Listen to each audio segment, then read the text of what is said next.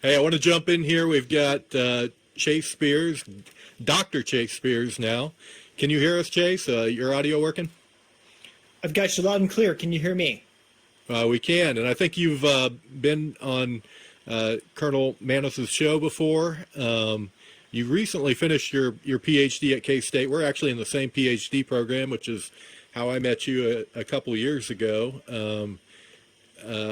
Tell us a little bit about your background. You were Army, and then you've got a pretty thick academic background now. So kind of give us an overview of who you are. Sure. Thanks so much for having me, Will. Colonel, it's good to see you again. Enjoyed our conversation last time. So I spent 20 years in the Army working as a public affairs officer. And for those who, you probably have a lot of people aware, but for those who are unaware, what that means is anything that has to do with facing the public. Anytime the military is communicating with the public, that was my role. That's what I did. So I had various roles in that, whether it was troop leadership. My last role was in training other public affairs officers on how to communicate in wartime environments, speech writing, everything video, and print production, and also doing all the planning that has to be done to do communication operations, sometimes across more than one continent at a time, which is actually pretty exciting.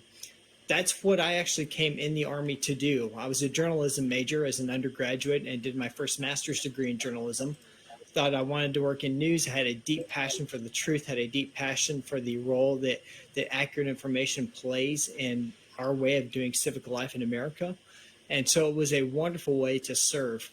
But what I found over the last few years was that the Army, as the rest of the Department of Defense was moving away from a lot of what I understood to be our constitutional purpose, is moving away from American values. So I was actually promotable to lieutenant colonel, but I took a retirement last year instead and worked hard on finishing up my PhD program, writing my dissertation about the inevitable political realities of the military and how those political realities impact service members, particularly conservative service members. While I was in the Army, my research focus was mostly on how to try to make the Army more ethical in its communication.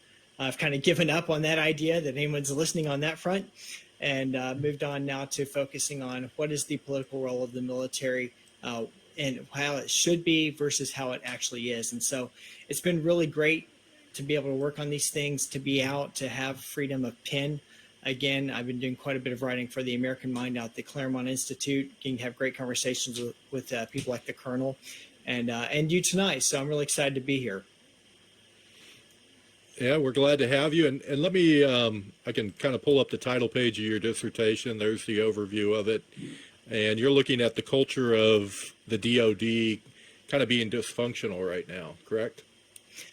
Somewhat. So you have this idea, and I know Colonel Maness has heard this a lot, that we are an apolitical military. And what I found was when I did a deep dive into the regulations, you actually don't find that word, and very few people in the ranks have any clue what it actually means. And I won't bore you all with the details because I could put you all to sleep going in depth about this. But really, this dissertation topic was born out of a lot of frustration of hearing this idea in the military that we're apolitical while observing very clear political linkages between what the military was doing and military decision making. Now, when you go way back into historical record, it's been understood militaries are inevitably political. Karl von Clausewitz, in his treatise on war that was published in the 1830s, talks about the fact that war is an extension of policy. Every officer is trained in this or studied in it. If you read Sun Tzu, you see similar sentiments. It's been understood since the first human being threw a rock at another one in an act of war that you're trying to gain power over that person, and power is inevitably political. So philosophically, you can't, it's inescapable that the military is political.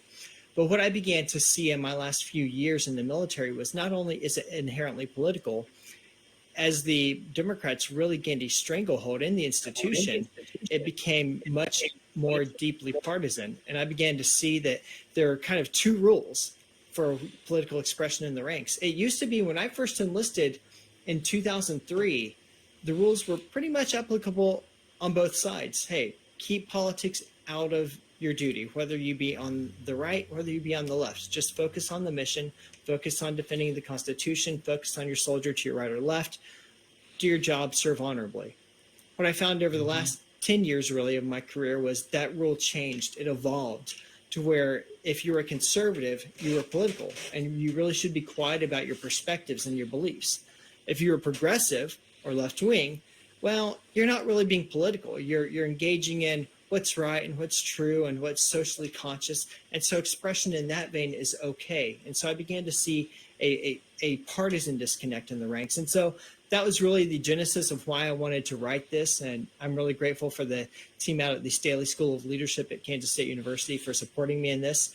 As you can imagine, there were some people who were excited about the topic. There were some people who were not excited about the topic, but they treated me very fairly and gave me the freedom to run with scissors, if you will. And I was able to write this and work on it, and it was a good way of kind of finishing out my last 20 years in the military. It's very cathartic, and it's something that I plan to build on in the years to come in terms of a larger piece of work about where we are politically right now, and in the hopes of trying to add to some of the work that Sam Huntington did in the last century on military philosophy. Now, Colonel, does that kind of Chase's summation of that reflect what you've witnessed in the military as well? Well, yeah, and I'm sure Chase has written about this in his documents. And by the way, the last time we interviewed together, you were not a doctor yet. So congratulations, Chase, on becoming a doctor. Thank you. I'm sure your bedside manner is much better than Dr. Gill's over on the side. But I would hope so. Many people have heard the anecdotal story about what General Marshall supposedly said, George C. Marshall, when he was the chief of staff of the Army, and that is that all military personnel should be apolitical. That's where the term comes from. That's in common use amongst uniformed personnel, is from that story. But one of the things that I think Chase points out very well, and he without outwardly, focusing on the definition, I think about it this way. Remember that the first president of the United States was also a general, an actual general that had led the army in war, and was the commander-in-chief before he was president. So from the Clausewitzian war is an extension of politics by other means, I take from that George Washington, nobody thinks of him as partisan.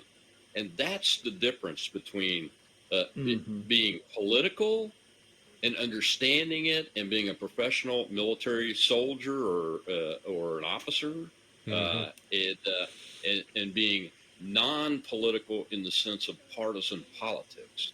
There's a difference between the two, and those that wear the uniform today would do themselves well by learning to understand what that difference is and learning to be energized on the one side, where General Washington, then turned president of the United States, was, but de-energized on the partisan side, because the partisan side is where some of this dangerous ideology can come into play.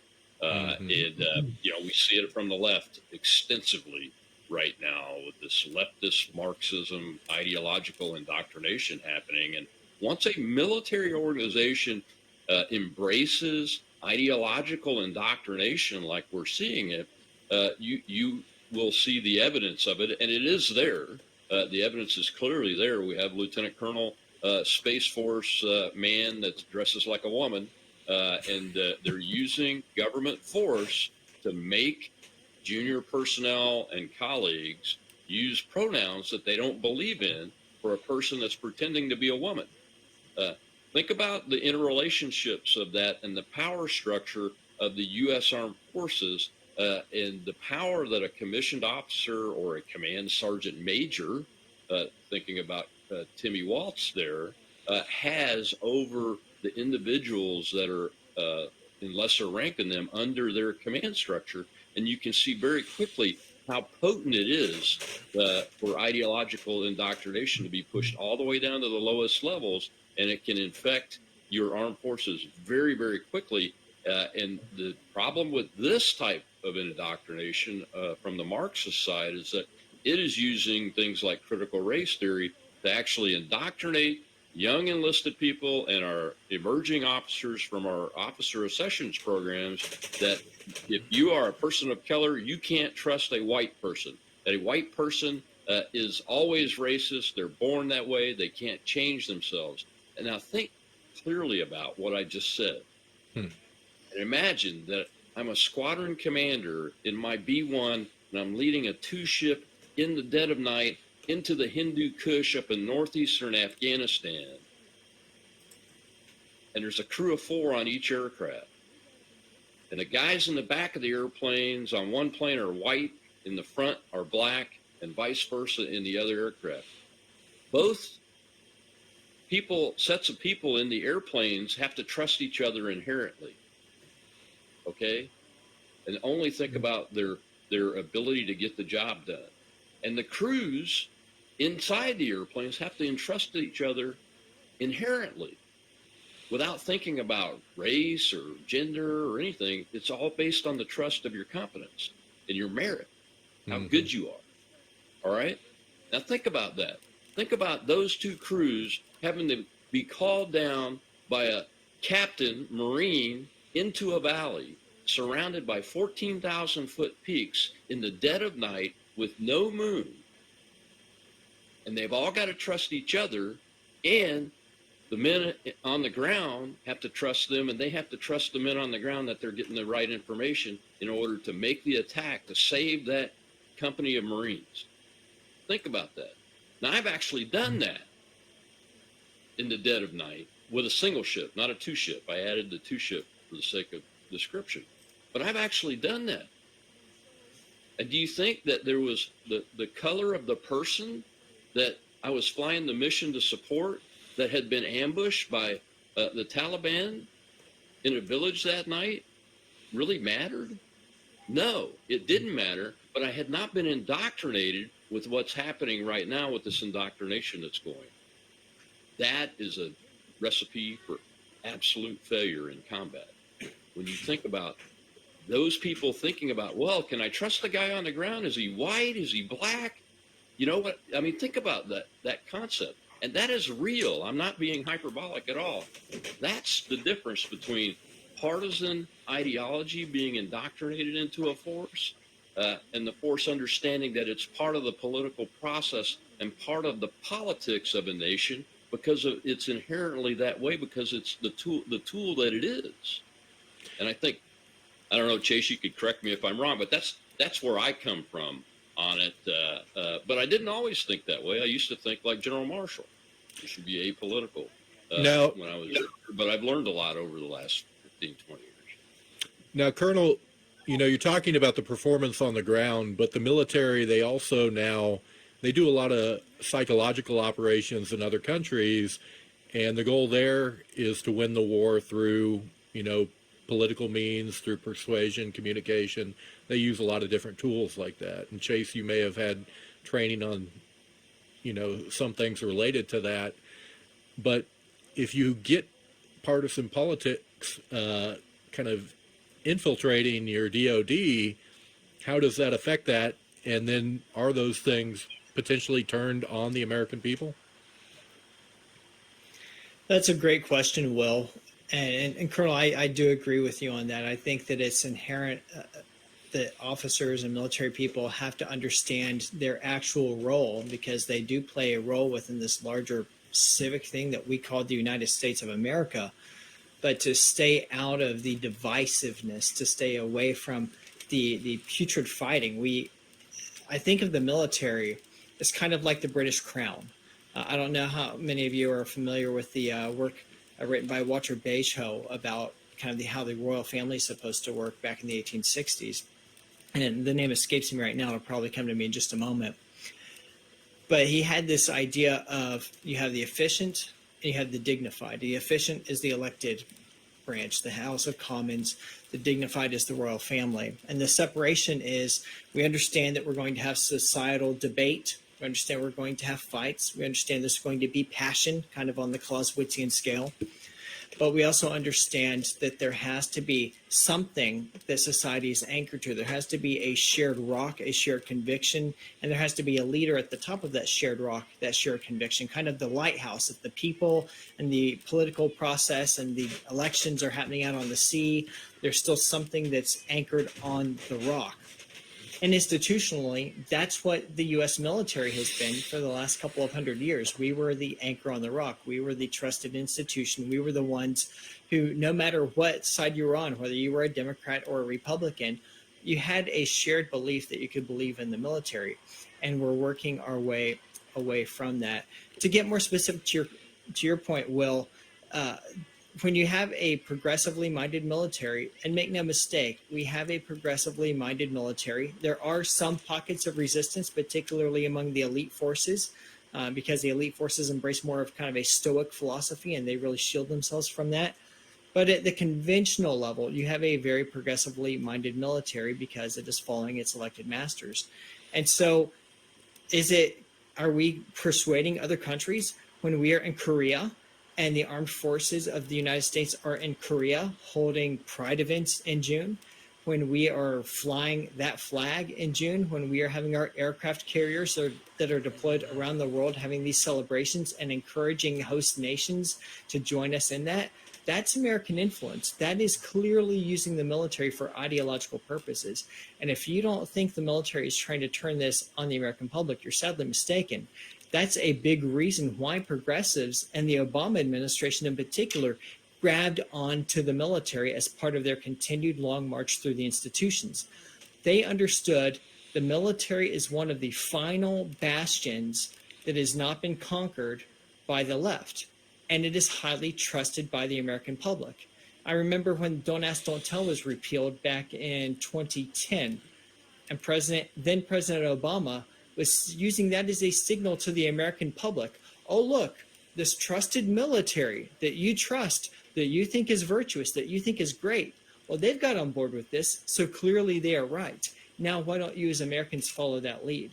And so the military has been pushed and used time and time and time again for those very persuasive reasons on Americans right here at home. I guess the question would be then, can we turn it around? Can we restore the public trust in the military? Like if Trump were to get back in, what would it take as far as appointments or change in policy to right the ship?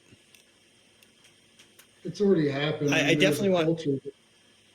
No, go ahead, Chris. Go on, Chris. I appreciate it, Chase. Thanks. There's already a culture. I mean, this is something that's been. I mean, I came in, in the early '90s, and the colonel was in way before I was, right? But it's a culture, and we watched that culture slowly change over those years. And we look at where we're at now. And I retired in 2013. I didn't have that issue with race, with ethnicity, with religion. It was, I remember this famous, probably cliche because we've all heard it. But I remember when I was in boot camp, I remember standing in a position of attention, and my company commander saying, "See this on our uniform? This says us Marines." And I'm sure we've heard it, us Army. We are all the same. It doesn't matter if you're black, white, Hispanic, Muslim, whatever, Christian, it doesn't matter. It didn't matter as long as you defended that person to your left and to your right. That's what mattered at the end of the day, like Dr. Spears was saying before. But I think this is a culture that has been injected into the military it probably started well before I came in the military, and we started seeing it. I started seeing it probably, like Dr. Chase was saying, probably about that 2010 era when Don't Ask, Don't Tell was repealed. And then you started to see a unique change in the atmosphere, a unique change in the relationship between military service members and among the actual units, the actual people. And then by the time I retired, it was not a big deal for somebody to say, I care, but, I'm openly gay, and it's all about the good order and discipline unit. It doesn't matter that you're gay. It has to be the fact that I can depend on you, that you can do your job, and that's what it all boils down to at the end of the day, right? But when you're flaunting it, it's against the good order and discipline, and we started seeing those things. And I've had people that I've talked to since then, and they have these things called hunts. This is what the young enlisted members are calling these things, is they're called hunts because they have extremist briefs, right? And they tell their people to tell on each other if they're extremists, if they, have white supremacy issues, if they have, all these other issues, they're supposed to report it. If you see something, say something. And so that's the military that we've gone to now. And I'm deathly scared if we ever have to react to a war in a foreign land. What could potentially happen because we've moved from to close with and destroy the enemy by fire in close combat to gay pride or celebrating all these other transgender issues and everything. That's become the pinnacle of what being in the military stands for right now. And I want to tag on to what Chris just said. I retired from the Army 10 months ago, so pretty recently. I can tell you I was required to attend far more trainings that dealt with progressive-minded policies, whether specifically focused on homosexuality and transgenderism in the ranks. I did attend far more trainings like that than I had to go out to an actual rifle range. And it just boggled my mind. How do these things equate to readiness? Matthew Lohmeyer, of course, wrote a brilliant book about this, and I saw what he referenced in his book. He saw it happening in the Space Force. I saw it happening in the Army. These trainings don't bring people together. As the colonel was saying earlier, when you're in combat, you have to depend on the soldiers around you that you see and the soldiers around you that you do not see, and the airmen and the Marines and everyone. You have to depend on everyone around you in the mission is going to have the mission and not care about intersectionalities. But when I was doing my dissertation work and I was talking to people who had also in the last few years left the Army, their experience time and time again told me how the more this crept into the ranks, the more suspicious they became of leaders. The more they wondered if they could be themselves around leaders, the more they wondered if they could or could not say things and within earshot of other service members because these things are now politically incorrect, even though just 15 minutes ago they were fully in accordance with regulation. That takes away trust. And when you have a military at war or even a military at peacetime, you don't have time for that. You have to be able to trust each other. If you don't have trust, you have Jack. Yeah. Chase, you're absolutely right. Chris, you're absolutely right. And we'll ask the question about what can be done. And I've been saying this for a year and a half now. Whenever I'm asked the question, is the first thing that's got to happen is all the appointments that take place in a presidential administration during the transition. The sixth president, he's got an opportunity. And I'm hoping Donald Trump wins. That's who I'm supporting. That he has stated just today, as a matter of fact, in a speech, he talked more about this, about ending the wokeism and the transgender ideology and the critical race theory of the DEI, diversity, equity, and inclusion indoctrination.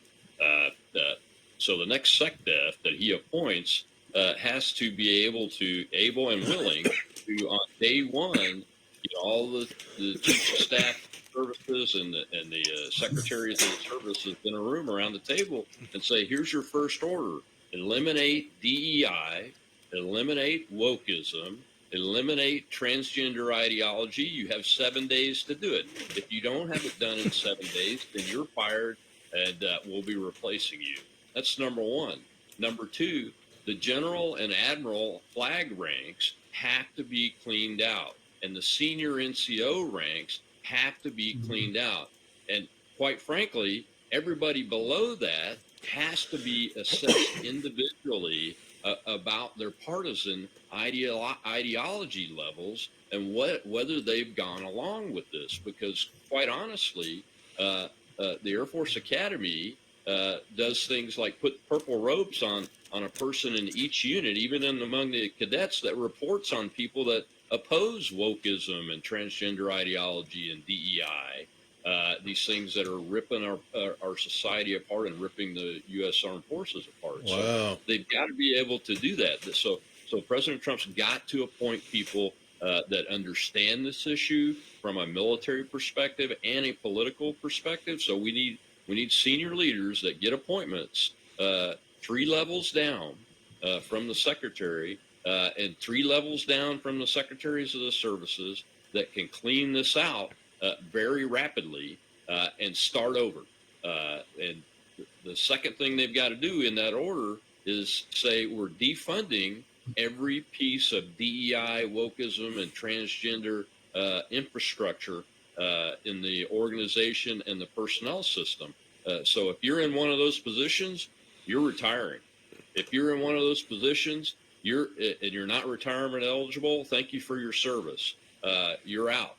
And defunding it is critically important because one of the things we're seeing here, I'm in Mississippi, the universities have been using this DEI stuff, and now that the politicians, the statewide elected officials are on to them, we're starting to hear, well, we're dropping our DEI policies, but they're leaving the organization structure and the people leading them in place, and they're bringing in professors. I talked to a professor just a week ago from Oxford, Mississippi, that said she was being told she had to teach it in her classroom instead of the students being and other administrative people being sent to separate classes that the DEI folks are doing. So they're trying to cover it, say they're not doing it, but since the money's still there and the organizational and the personnel are still there, they're still going to continue to do it just by other means under the cloak of secrecy. So in the DOD, it's got to be done that way, and the president's got to appoint the men and women that understand that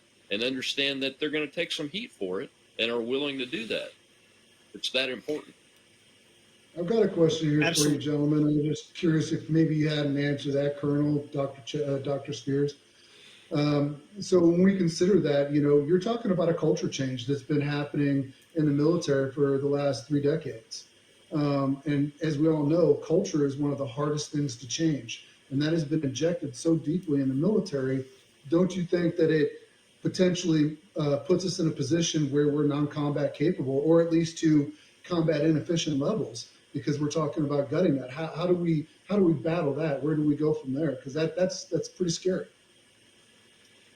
It is scary, and unfortunately, we're already there. The Heritage Foundation report on readiness last year had the services at the lowest levels that we've ever seen in that report, and the Air Force was the worst. My service was the worst, and the chief of staff that presided over that is now the chairman of the Joint Chiefs. And I was listening to the person that's one of the Congress people that was on the readiness committee. I can't remember the name for some reason; it's escaping me. And he was saying, look, I'm on the readiness committee. Our readiness, it really is in the tank. Oh, it was Mike Waltz, the Special Forces Lieutenant Colonel, I think, or Colonel, that's a congressman from Florida. And he said very clearly, our readiness is in the tank. We have this F-35 fleet. Their fully mission capable rate is at 29%. Think about that. The fleet of the backbone of your attack and fighter systems over the battlefield that create air superiority and air dominance, so the men and women on the ground don't get decimated from other air forces, is only at a fully mission capable rate of 29%. Here's another example. There was a B-1 crash at Ellsworth Air Force Base in January of this year. Crashed on the runway. The accident report came out, and it was devastating. And look, I know some of these men and women that are in command positions. They were young lieutenants in my units. I've got my name on their reports saying that they're fantastic and number one of this and number one of that. And this report came out and said the leadership culture across the board in that wing on the flight operations side was basically in the toilet.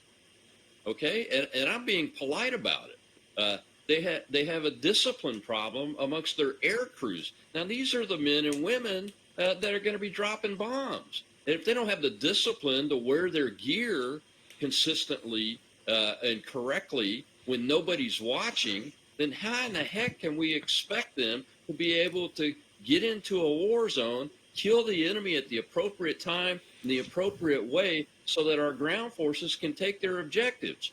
That's where we're really at. And yes, it is a culture change. And this culture change, the culture that exists right now, has been driven in just the last 3.5 years. Yes, it was started under the Obama administration with the repeal of Don't Ask, Don't Tell. That kind of took the brakes off, and we started seeing colonels taking command of wings that were homosexual, that were married to other ones, and that's all a public ceremony, and spouses are already always part of that. They're part of that team, actually, in all the services when you're in a senior command position like that. So that kind of took the brakes off all that. But now, once Biden got in, they went full throttle and funded the DEI organizational infrastructure and put this indoctrination in our academies and our basic training. And Austin did the extremism training. We were talking about the extremism stuff a little bit ago. One of my sons was an brand new NCO during that training. He left active duty because of that training within a few months of that, because they were identifying white males, Christians, those kind of people as the extremists, and didn't even talk about Muslim extremists or Black Lives Matter or Antifa extremists that we know are in the uniform too. Not to mention the fact that they found less than 1%, a very minuscule number of incidents of extremism in the U.S. Armed Forces, which really, even in that day, says something good about the people that we have trained. But we've gone so far, even from that was 2021, we've gone so far with this indoctrination that we are really going to have to dig deep and remove people that have shown a propensity to use this ideological indoctrination and divide our troops, because that's where we're at. Our readiness isn't. Hey, Chase, I know you said you only had about half an hour. Do you have a little bit more time, or do you have to? Yeah, I can hang out, buddy. I can hang out for a little bit longer. Okay. One thing you tweeted out earlier, Colonel, you thought that you tweeted something about our country is at the greatest risk of nuclear war right now that we've ever been in, or in a long time anyway. We've been in my lifetime. In your lifetime. Now, yeah, you're not just talking about this being a partisan issue and we want to change to our ideology or whatever. We're talking about potentially a national survival issue if the military is not ready to deal with that, or if our philosophy of running the country isn't one where we have relationships around the world to prevent that, correct? Oh, absolutely. And I was born in 1961, so I came into the earth around the Cuban Missile Crisis. So when I say we're closer to nuclear war than ever in my lifetime, I include that, the Cuban Missile Crisis. And we're there because of our weak readiness, because we have a guy that's president of the United States that has made some really bad decisions over this whole Ukraine operation thing. And has not kept our nuclear forces at parity with Russia, and has allowed the Chinese to get away with doubling the size of their missile forces over the last 3 years, so that and now they're allied with each other, and we don't even have enough weapons to cover all the targets we would need to cover if North Korea, China, and Russia decided they were going to go to nuclear war with the United States. That's why we're close to that, because we're weak, and weakness invites in the enemy's mind the ability to consider, hey, we could do a nuclear war and put these Americans out of business for once and for all with minimal risk to our survival. That's the equation that deterrence is that the enemy or the adversary's got to be able to look at the problem and say, man, if I attack these guys with nuclear weapons, my whole country's going to be gone. Okay? But we're no longer there, because we're at over simple numbers, and because of the alliances that have been created over bad decisions from this current administration, especially over the Ukraine thing. Every time Putin has said, I'm increasing the alert status of our nuclear forces, Joe Biden, what did he do? I'm canceling the next test of the combat mission ready missile test out of Vandenberg Air Force Base that we do when we take a mission-ready missile out of a hole, bring their security team, their maintenance team, and their launch team, and their command and control team to Vandenberg and demonstrate that missile, which was on alert a few hours ago without its warhead, could be launched to a target reliably, safely, and securely. He canceled it. And he's done that twice when Putin has made noises about nuclear weapons or increasing readiness status or doing exercises. And that shows what? Weakness to our adversaries. And our adversaries don't think that we have the political will to ever defend ourselves if they were to launch nuclear weapons against us. Now, That's why we're in. Lieutenant Colonel Brock, who we had on a little bit earlier, he just texted me. He's watching the show. We've got, I think, 2,300 people watching right now. He had a question. Do you think Biden would be able to respond in time if we had a nuclear emergency? Because potentially you only have a few minutes to do it. Do you think that is a national security issue right now? Well, everybody has seen the reports that he goes to bed at 8 o'clock at night because he can't function past 8 o'clock Eastern time. And he gets up late in the morning, if not around midday, I think, if I remember correctly. So do you think that Joe Biden could be awakened and make a critical decision on whether to launch nuclear weapons in response to a potential attack from Russia or China or anybody else on us, and make it in a timely manner, which is less than a couple of minutes, and make the right decision, even with the help of very able military aides that guide them through the nuclear decision handbook? I have serious doubts about it, and we are in a national security crisis because of that. We are. Well, then most American people don't even realize it.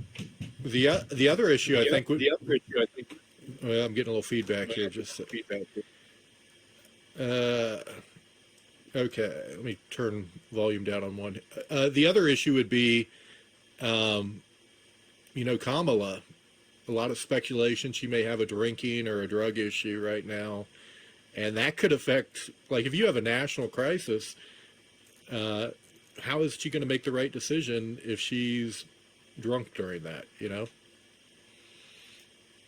Yeah, that's a little bit more of a conventional problem, though. I mean, Jack Kennedy had a drug problem that was known on the inner circles at the time, and there have been other various situations with presidents in modern times that could call into question their ability to make the right decision. But we've never faced one that is completely mushbrain like Joe Biden is. And there's only one human being on the face of the planet that can make that decision and give the right authorization code to our forces in a timely manner. And that's the guy or gal in the seat. So, I have my concerns about Kamala more from an intelligence level than anything else. I think she's the epitome of failing up. And has never been very competent at any job in political life, anyway, that she's ever had. And they keep promoting her to get her out of the way. And this is the ultimate one, where now they've promoted her up without an election to replace the guy that they had in that they lied about for 3 years, saying he was mentally competent. And he's still in the office. There are some that think that he'll step down and she'll become the 47th president of the United States before the election, so the next one will be 48. And that wouldn't surprise me, quite frankly, because they're getting a lot of pressure and a lot of heat on the Democrat side about Biden being in office still when he really can't do the job. And that job, the number one job, is defending the United States of America. Mm-hmm. And I want to tag in on that, Will. This is a case point why elections have consequences. I get really frustrated and really tired at times, I'm sure the Colonel does as well, trying to explain to civilians why you need to pay attention to military matters, why you need to think through when you're voting how that particular candidate would handle military matters. This is a case, we are in this situation because of voters.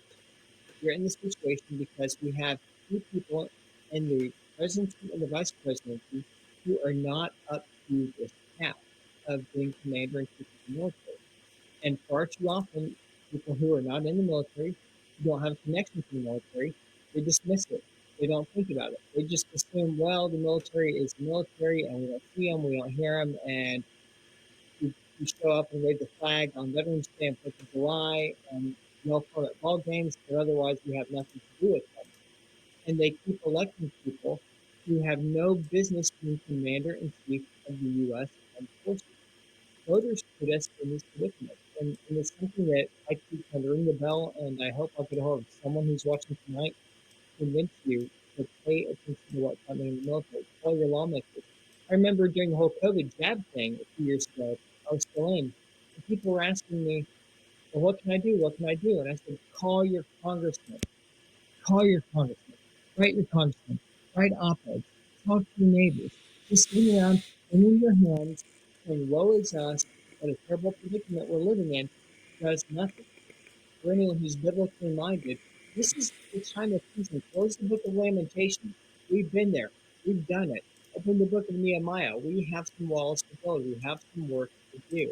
And people need to understand that their vote literally has security implications for them, for their children, for their grandchildren, and way on down the line.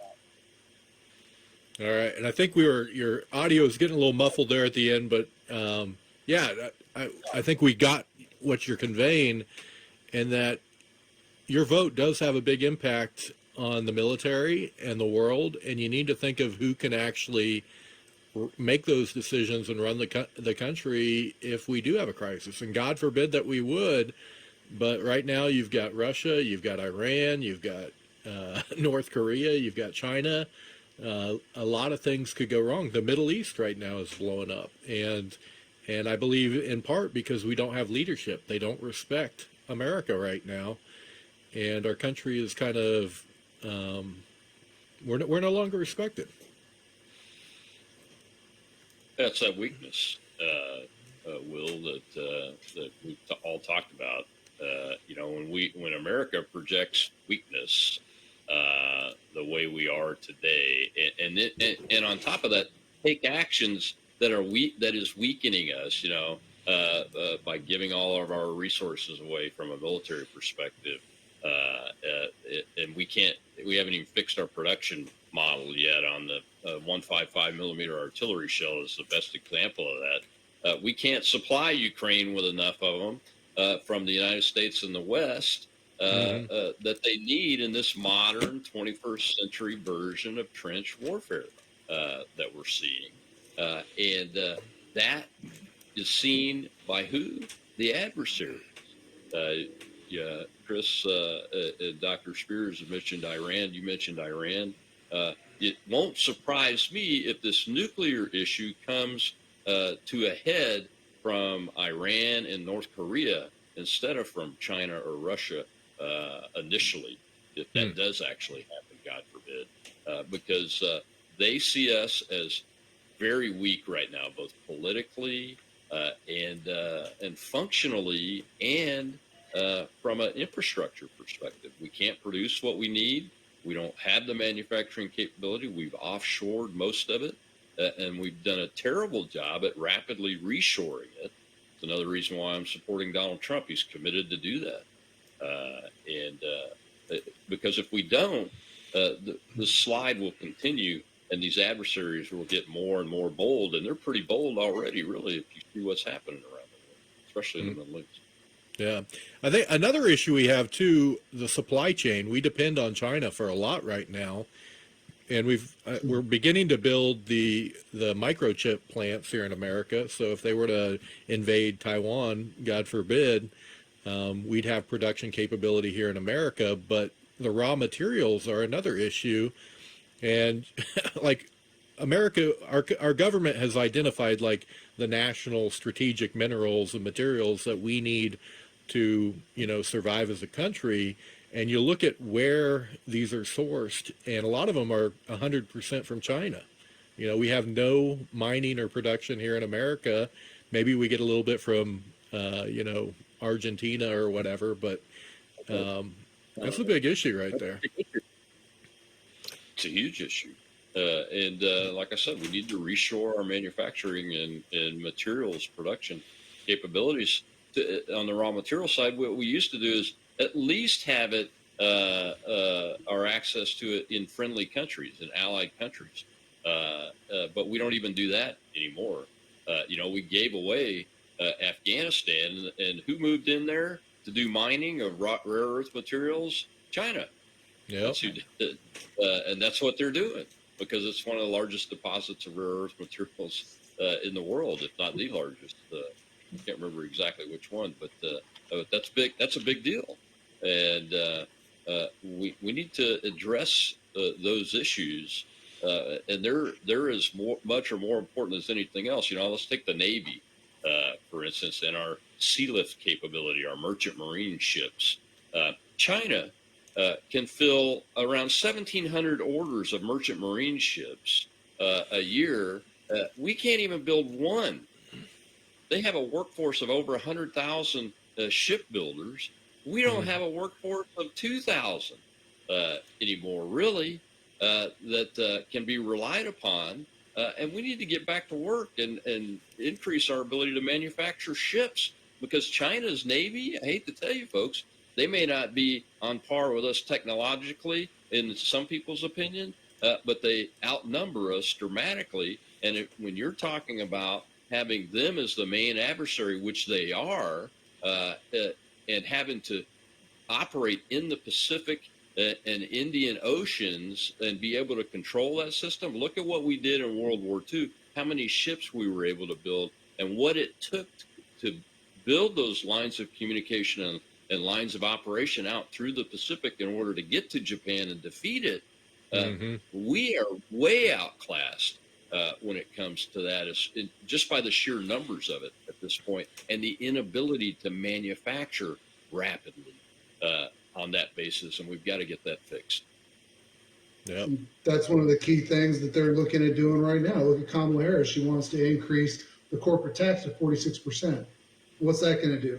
So, I mean, you're looking at shifting corporations' focuses from producing better products to reducing tax liability, impacting what companies produce, when they build, and how they finance, right? So you're looking at all of that down on a trickle-down effect. I mean, that's going to have a catastrophic effect on our ability to actually onboard those U.S. businesses and to actually bring those jobs and bring those products back to the United States. And that's also why I'm voting for Trump as well. Yeah, she's basically reinstating the policy that Trump did away with to incentivize American companies to come back home. Before then, under the Obama administration, they had been incentivized to offshore and move to protect themselves from tax liability. Trump reversed that and got a lot of companies to start headed home. Also, dropped regulations down to the point where we had 12,000 manufacturing facilities open under the Trump administration, but all that's been reversed. And Harris's move is just going to make it even harder to convince companies that it's okay to come home and put themselves here in this environment when they're having to focus on this tax liability issue instead of focusing on what we need them to, which is producing whatever it is they produce. I want to point out here, we've got the live feed of Chicago police arresting protesters outside the convention, and the Democrats don't even like their own party. I don't know why they want to vote for Kamala, but they don't even like their own party platform, and they I don't know. So you've got to. I'm sure it's a mostly peaceful protest. Yeah. I mean, we all have a few of us have pretty strong feelings about that. We seem to have two standards of justice here in America, but yeah. Anyway, Chase. When it suits their needs, though, they will. It's not that they dislike them. Will I would argue that it's when it suits their needs.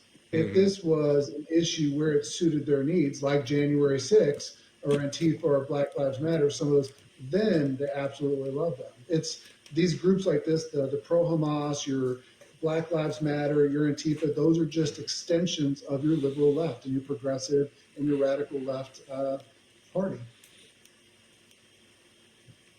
Yeah, and again, wouldn't surprise me if they Democrats didn't think it makes them stronger by by encouraging these demonstrations outside their convention, and even let some on the floor last night, I think, if I heard correctly, that it strengthens their position and shores up votes for them in some of these groups, like in Michigan and Minnesota, the Islamic groups that held their votes out of the primary. It wouldn't surprise me if they didn't think that way, and they probably do think that. Mm-hmm. Well, and I wouldn't be surprised if they got a bail fund button. Kamala's got a bail fund button going for these guys, just like she did the other groups, right? Minnesota Freedom Fund, baby. I know that's right. well, and we've been talking about the military tonight and a lot of the issues in the military right now, but these same issues are throughout government, and every agency is dealing with them, and they become most apparent the more powerful the agency is. So like the DOD has a lot of power, the DOJ has a lot of power, and when you misuse that power, it becomes a real issue. So we have to get common sense people back in government to try to change the culture here. But now, Chase, you've done. Oh, go ahead. I was going to say, I want to add one thing to that, Will, and it kind of goes back to a question Chris had earlier. The question was, are we so far down the road that it's feasible to do this, to recover the institutions, particularly the military? And I want to challenge everyone who's out there watching tonight. The question is not, can we do it? The question is, how do we do it? Mm-hmm. Keep in mind, it's been less than 20 years that this transformation of the military has happened, and it was a 180. In the same amount of time, we can turn it around. It just requires that we have the same will and the same follow through, and that we are willing to be called bad names by CNN and the New York Times and wear it as a badge of honor, because this is what we're doing to reform the service, to do what it was originally intended to do, to make it trusted again. So we have to get away from asking, how far down the road are we? Is it even feasible? Everything's feasible if you're willing to do the hard work, and it's going to be hard work. Make no mistake about it. There will be blood, sweat, tears, a lot of heartache. But if we're willing to endure that, we can do it. Yeah, and like Chase and I, Chase is finished now, but a PhD program at Kansas State that looks at leading change, right? Engaged leadership. And the left, they study that quite a bit. They look at how they can change society, how they can change all of that. And our program is filled with a lot of Marxist philosophy, and me and Chase are kind of the odd ducks out on not agreeing with a lot of that. But they study these techniques, and the right does not study it nearly enough. But we can lead peaceful change in society. It does take a lot of work, but we have to have a strategy, we have to have a vision, and we have to put that work in to get it done. I would just say we have to get better at organizing in order to build the infrastructure to use to get it done. And all of that's doable. All of it's doable. I'm glad you brought that up, Chase, because, I don't listen to naysayers. I don't listen to people about the election, we're going to lose, or we haven't fixed this, or whatever, because of course it's winnable. We just have to go out and do it, and set our minds to it, have the will and the resources, and we have all of that. So the next thing is put the sweat equity in, and get off the bench. It's time for everybody to get in the boat and row the same direction. And that's what we're going to do with any of these problems in organizations. I would just point out, though, that, yes, the entire government, all the way down to the local level, is infected with this ideological indoctrination. Absolutely right. But the Department of Defense and the intelligence agencies and the Department of State, led by the Department of Defense, are the most critical that we fix as soon as possible, because once they go all the way, especially DOD, it will be a much more difficult problem to solve, and there probably will not likely be a peaceful answer to getting that done. So it's very important that we get the muscle in, and the courage in, and the resources in to get this job done as quickly as possible. All right. I want to caveat off with something that the colonel said, and I want to kind of ride on what Chase had said earlier. To know your enemy, and I think they'll appreciate this, to know your enemy, you must become your enemy. If you know the enemy and know yourself, you need not fear the results of 100 battles. If you know yourself but not the enemy, for every victory gained, you will also suffer defeat. If you know neither the enemy nor yourself, you will succumb in every battle. We need to buckle down, gentlemen. Everybody listen, we need to buckle down, and we need to know who we're dealing with. And we need to drive that line straight, and we need to drive that line forward every single day. And we need to defeat our enemy, and that's what this is. All right. Appreciate that. And I know, Colonel, you'd agreed to join for an hour, and I think we're at about an hour. I think we've had a great discussion here. And Chase, I appreciate you joining and staying longer than you agreed to as well. Bottom line, we got to work for the next 2.5 months and do everything that we can to save our country, because if you have to wait another 4 years, the problem will only get harder to fix, and it may not be possible. Very true. Absolutely. Thank you. Absolutely. No, thanks for having me, Will. I appreciate it. Colonel, great seeing you again. Yeah, great seeing everybody again. We have to do this more often. All right. Thank you. And yeah, we'll arrange something down the line, or I can come on your show or whatever. I know we talked about that before, but yeah, we've got to fix our military, and you got a lot of great minds here. I'm not one of them. I'm not a military guy like you guys, but you know, I'm looking at it from a civilian perspective and trying to chime in here and there. But no, I've appreciated it. I think we gain by talking it over. Yes, we do. Yes, we do. And Chris is Absolutely. exactly right about knowing our enemy. We have to know these people better than we know ourselves, and that includes how they organize and their tactics, their strategy, their operations, and those kind of things. So we have some work to do, but we're getting there. We're on the track. We're gonna win. We're gonna win. Positive. Absolutely. Absolutely. All right. Well, thank you for joining. Don't hurt yourselves watching too much of that DNC convention now.